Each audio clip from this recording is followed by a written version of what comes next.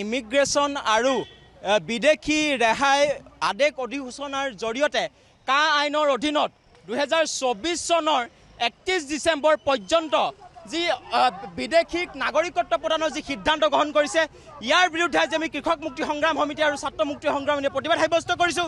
প্ৰধানমন্ত্ৰী নৰেন্দ্ৰ মোদী আৰু মুখ্যমন্ত্ৰী জাতিৰ গাদ্দাৰ হিমন্ত বিশ্ব শৰ্মাৰ প্ৰতিকৃতি দাহ কৰি আমি প্ৰতিবাদ সাব্যস্ত কৰিছোঁ আৰু ক'ব বিচাৰিছোঁ যে এইখন কেন্দ্ৰীয় বিজেপি চৰকাৰে অসমক 6 জনগোষ্ঠী জনজাতিকৰণ দিবলৈ তেওঁলোক ইচ্ছুক নহয়। আজিৰ দিনটোত অসমত আন্তঃৰাজ্যিক পাৰপত্ৰ দিবৰ কাৰণে ইচ্ছুক নহয়।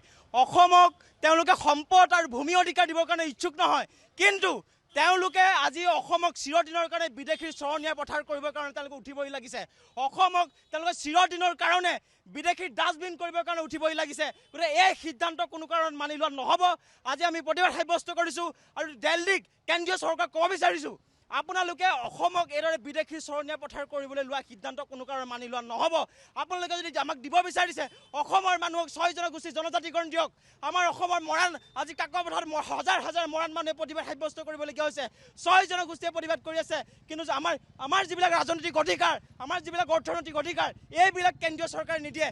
কেৱল আৰু অসমৰ সম্পদৰ ওপৰত চকু কেৱল অসমখন কিদৰে বিদেশীৰ চৰণীয়া পথাৰ কৰিব পাৰি তাৰ ওপৰত বিজেপি চৰকাৰ উঠিবই লাগিছে। গতিকে আমি ক'ব বিচাৰিছোঁ অসমক কাৰ আওতাৰ পৰা বাহিৰত ৰাখিব লাগিব।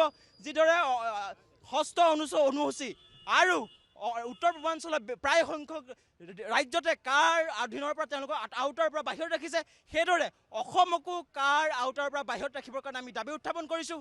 আৰু শীঘ্ৰেই যদি এই অধিসূচনা বাতিল নকৰে কা আইন যদি বাতিল নকৰে তেনে অসমত ভয়াৱহ পৰিস্থিতি হ'ব, উত্তপ্ত হ'ব।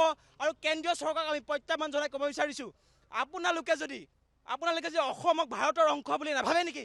আজি আমি ভাৰতীয় হিচাপে আমি গৌৰৱ অনুভৱ কৰোঁ। কিন্তু তেওঁলোকে ভাৰত চৰকাৰে দিল্লীয়ে কেন্দ্ৰীয়ই তেওঁলোকে অসমক ভাৰতৰ অংশ বুলি নাভাবে নেকি? কেৱল সম্পদৰ ওপৰত চকু কেৱল বিদেশীক তেওঁলোকে সংস্থাপন দিব বিচাৰে অসমত। গতিকে এই সিদ্ধান্ত মানি লোৱা নহ'ব, কোনো কাৰণত মানি লোৱা নহ'ব।